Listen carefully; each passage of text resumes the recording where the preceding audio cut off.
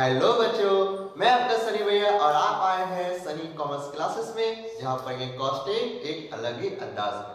तो देखिए, हमारा चैप्टर चल रहा था store ledger and method of pricing issue. ठीक है, प्राइसिंग मेथड इशू। ठीक है, तो ये हमारा चैप्टर चल रहा था, इसमें हम लोग ने बहुत कुछ जान लिया है। आज मैं आपको कुछ नया चीज सिखाने जा रहा हूँ, जो कि बहुत ही एग्जाम में पॉइंट ऑफ व्यू से, एग्जाम के पॉइंट ऑफ व्यू से बहुत इंपॉर्टेंट है। FIFO method, LIFO method, simple average, ठीक है, वेटेड एवरेज, इस तरह के कुछ सिस्टम होते हैं, कुछ तरीके होते हैं, कुछ टेक्निक होती है, जिसके द्वारा स्टोर से माल को क्या किया जाता है, वर्कशॉप में इश्यू किया जाता है। ठीक है, माल को स्टोर से वर्कशॉप में इश्यू किया जाता है। तो सवाल सबसे पहले ये हुआ कि देखो, हमारा जो स्टोर होता है ना, उसमें क्या होता है ना, हर दिन अलग अलग दाम का यानी रेट का माल आता है। किसी दिन 10 रुपए यूनिट आता है, तो किसी दिन 20 रुपए आता है, किसी दिन 12 रुपए आता है, किसी दिन 15 रुपए आता है। तो सवाल ये हुआ कि हम लोग उसको किस प्राइस में क्या करें, इश्यू करें वर्कशॉप में, यानी जहां भी जा रहा है तो कौन सा माल पहले इश्यू करें, कौन से प्राइस का माल पहले इश्यू करें। तो इन सब के बारे में कुछ टेक्निक बनाए गए, कुछ सिस्टम बनाए गए, कुछ तरीके कि इस मेथड के द्वारा हमको क्या करना चाहिए, इश्यू करना चाहिए। ठीक है, तो वही हम लोग आज पढ़ने जा रहे हैं। ठीक है, तो सबसे पहला हमारा टॉपिक है प्राइसिंग ऑफ मटेरियल इशू। कि प्राइसिंग ऑफ मटेरियल इशू का मतलब क्या, देखो लैंग्वेज ही बहुत कुछ बता देता है, यानी प्राइस, कौन से प्राइस में मटेरियल को इशू करना है। ठीक है, ये मीनिंग हुआ इसका। देखो, pricing of materials means charging A definite price by cost department for each item material. ठीक है, यानी प्राइसिंग ऑफ मटेरियल का मतलब होता है कॉस्ट डिपार्टमेंट के द्वारा जो चार्ज किया जाता है, किसी मटेरियल के ऊपर जो कॉस्ट चार्ज किया जाता है, ये हर एक आइटम का इशू फ्रॉम द स्टोर। ठीक है, जहां जो कि कहां से इशू किया जाता है, स्टोर से। ठीक है, बाय स्टोर कीपर, किसके द्वारा इशू किया जाता है, स्टोर कीपर। यानी स्टोर में जो स्टोर कीपर होता है वो माल को इशू करता है and recording the same in the store laser by the costing department. और जिस दाम पर इशू किया गया है, यानी जो प्राइस वाला मटेरियल पहले भेजा गया है वर्कशॉप में, उसी प्राइस पर रिकॉर्ड करना, यानी स्टोर लेजर में, हमको पता है स्टोर लेजर क्या होता है। तो स्टोर लेजर जो कि कॉस्ट डिपार्टमेंट बनाता है, उसमें रिकॉर्ड करना वही प्राइस को, ये कहलाता है आपका प्राइसिंग ऑफ मटेरियल इशू। ठीक है, यानी जिस प्राइस पर स्टोर डिपार्टमेंट में स्टोर कीपर जिस रेट पर इशू करेगा, उसी चीज को स्टोर लेजर में रिकॉर्ड करना प्राइसिंग ऑफ मटेरियल इशू कहलाता है। ठीक, अब देखो बहुत सारे मेथड है। ठीक है, तो अगला जो पॉइंट है, different methods of pricing material issue, यानी किस दाम पर, किस प्राइस पर मटेरियल को इशू करना है। इसके 3 मेथड है, 3 बेस वाले मेथड है। सबसे पहला आपका कॉस्ट प्राइस मेथड, यानी जिस दाम पे खरीदा उसी दाम पे इशू करना, ये होता है कॉस्ट प्राइस मेथड। दूसरा होता है मार्केट प्राइस मेथड, यानी मार्केट प्राइस पर इशू करना।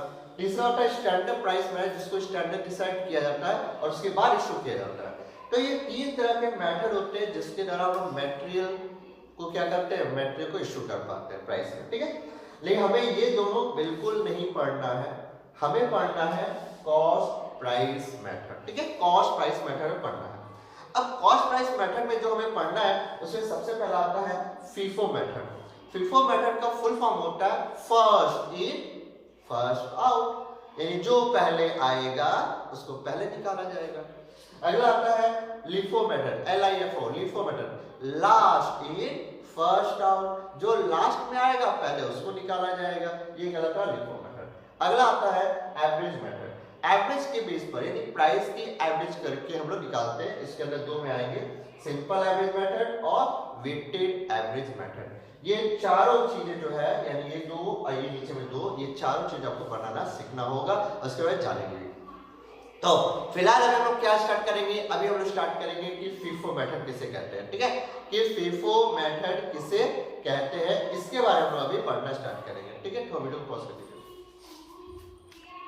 चलो आगे हम देखते हैं क्या हम लोगों ने देख लिया है कि FIFO मेथड, LIFO, एवरेज में सिंपल और वेटेड में जानना है। ठीक है, अब सवाल FIFO का मतलब क्या है, फर्स्ट एंड फर्स्ट आउट का मतलब क्या है, यानी स्टोर में जो माल पहले आएगा उसी माल को पहले निकालना।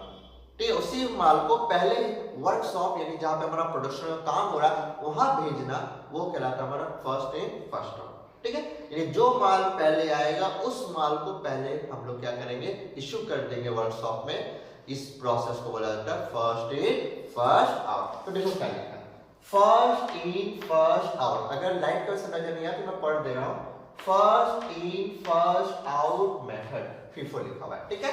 तो देखो क्या लिखा, the method in which materials are issued from the store on a first come, जो पहले आया, and first serve, पहले परोस दिया जाएगा, यानी पहले आएगा और पहले उसको परोसा जाएगा, ठीक है। First serve basis is called FIFO method. जो माल पहले स्टोर में आता है उसी माल को पहले निकालना, उसी माल को पहले इश्यू करना, ये आपका first in first out method कहलाता है, ठीक है। अब इसके कुछ एडवांटेजेस है और कुछ डिसएडवांटेजेस है।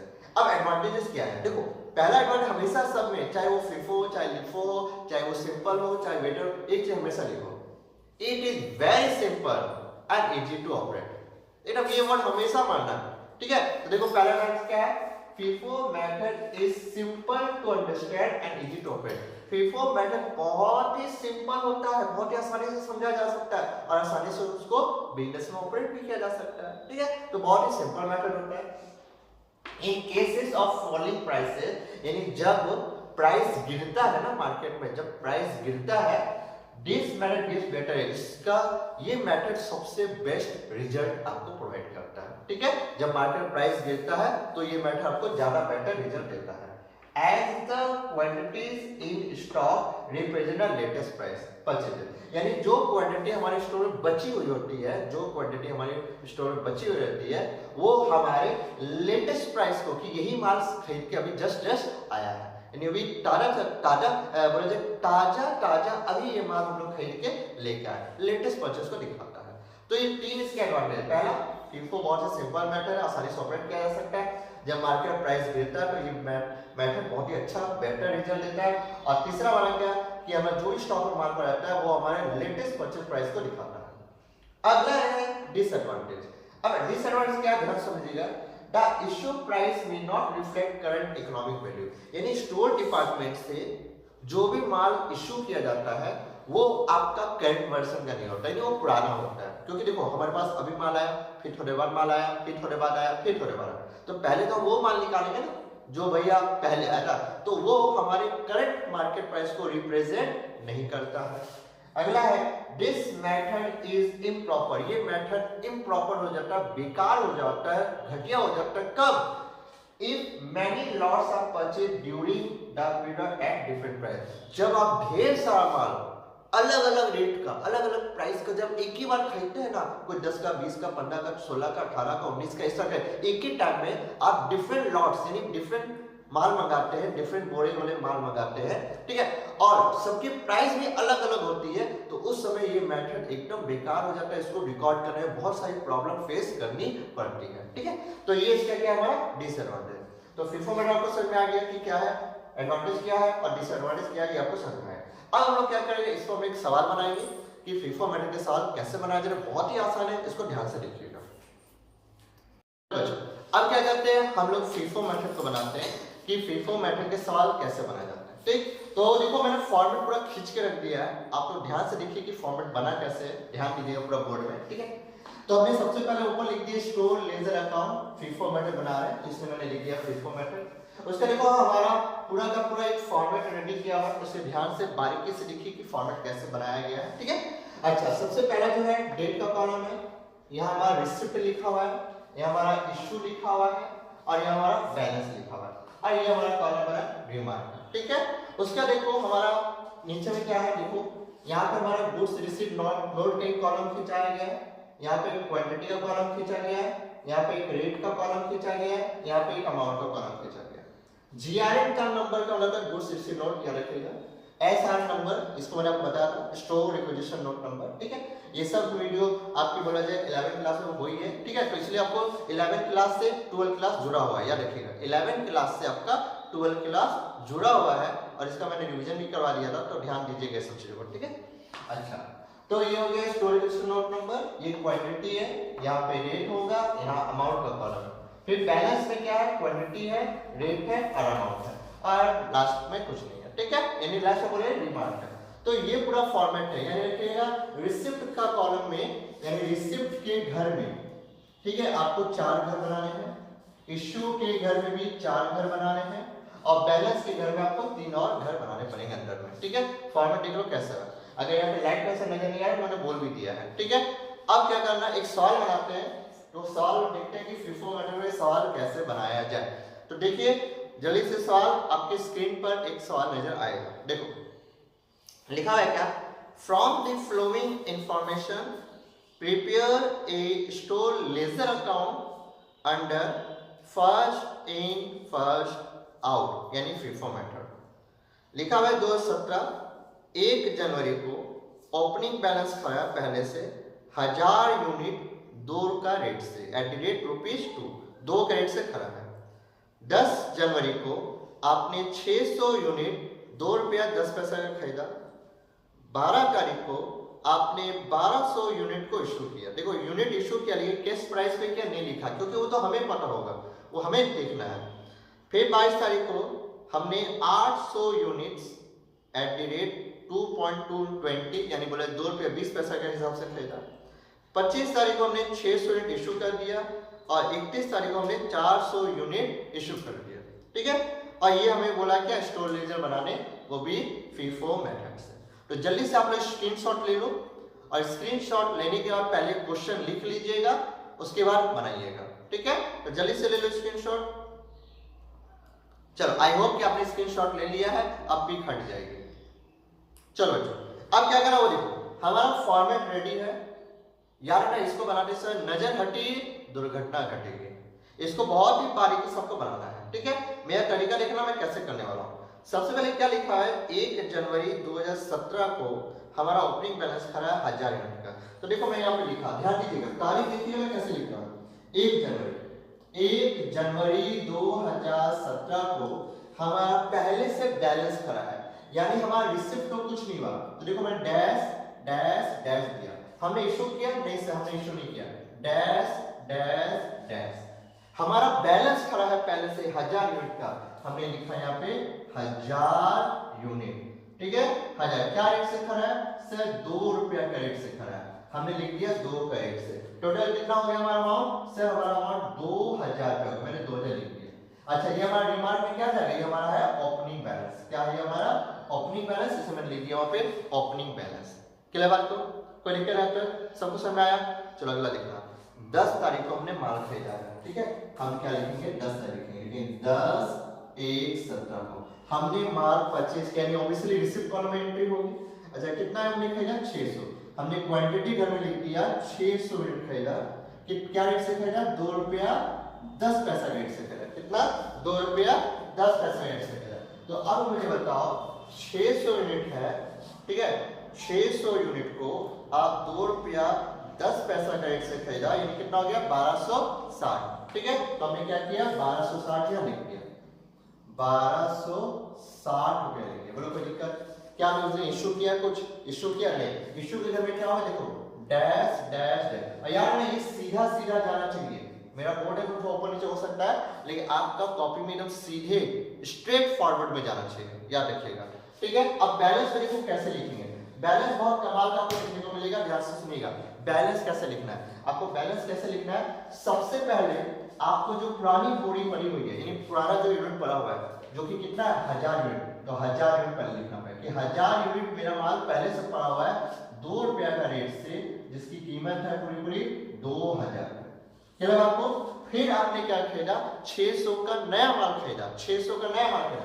तो आप क्या करोगे 600 क्वांटिटी से नीचे, ठीक इसके नीचे लिखोगे 2 रुपया 10 पैसा का रेट से, और हम लिख देंगे 1260 रुपया, ठीक।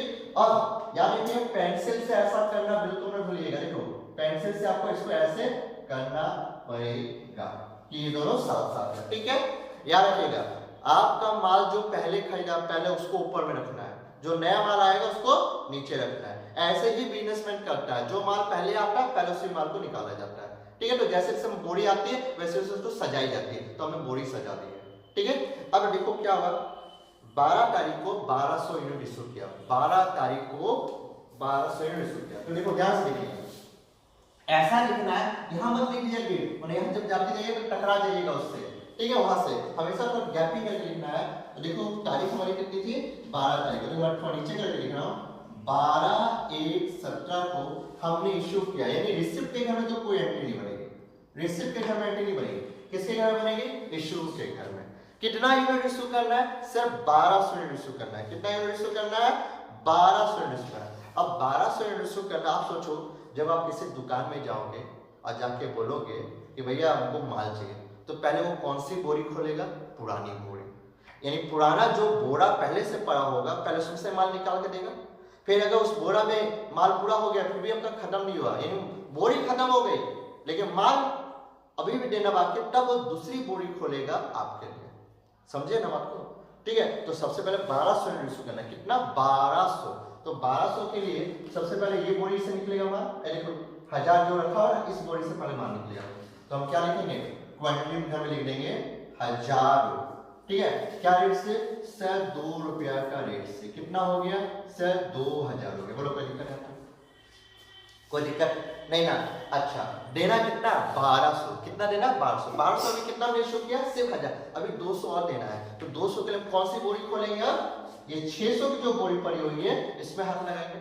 तो अब इसमें से क्या करेंगे हम लोग, 200 निकाल के दे देंगे। तो 200 2 रुपया 10 पैसा रेट से कितना हो गया, तो हमारा हो जाएगा 200 गुना 2 रुपया 10 पैसा का रेट से 420 रुपए। तो हमने क्या किया, यहाँ लिख देंगे हम लोग 420 रुपए। दिमाग आया, समझ आया कैसे इश्यू हुआ, कैसे हुआ इश्यू। अच्छा अब एकदम तुरंत पेंसिल से ऐसे कर दीजिएगा, वरना बाद में आपको बहुत बड़ी प्रॉब्लम हो सकती है। क्लियर बात को।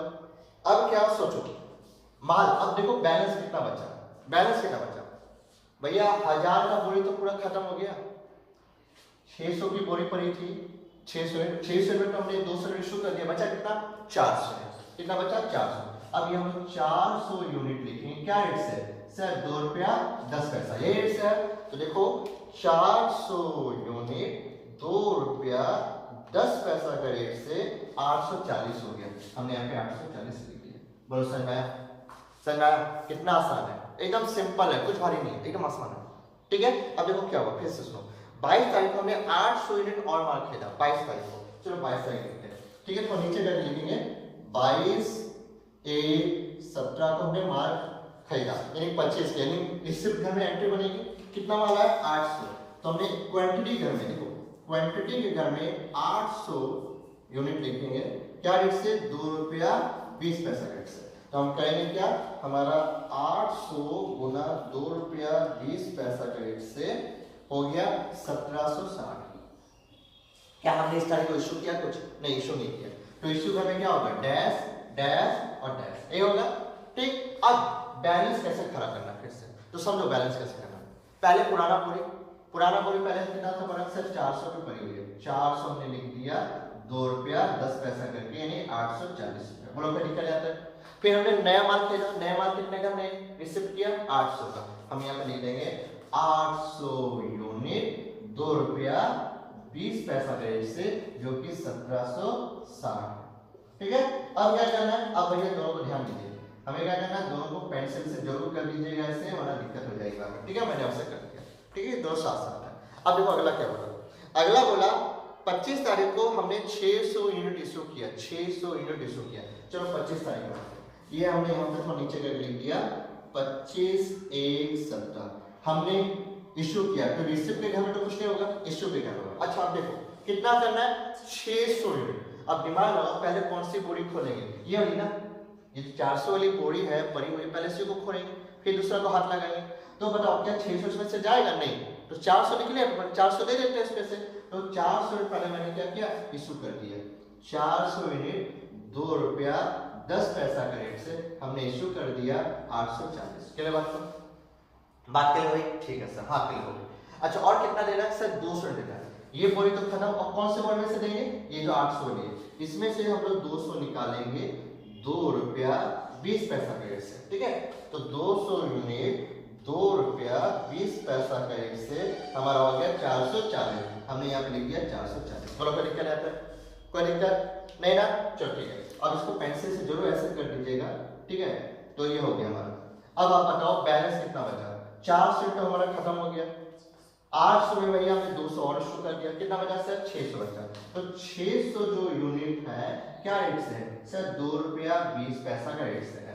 तो देखो 600 यूनिट हमारा 2 रुपया 20 पैसा का रेट से है, यानी 1320 रुपये। हमने 1320 यहाँ लिख दिया, कोई दिक्कत समझ में आ रहा बात को, आराम से हो रहा है।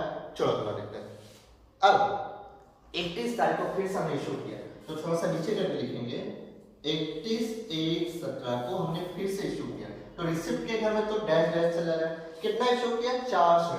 तो भैया 400 मैंने लिखा, कितना बैलेंस पड़ा 600, इसमें से ना निकाला तो कुछ है नहीं कोई बोला, तो इसमें से क्या किया 400 निकाल दिया, कितना करके 2 रुपया 20 पैसा करके। तो अब बताओ 400 यूनिट आप 2 रुपया 20 पैसा करके इशू किया, यानी 880 रुपये अपने यहाँ लिख दिया।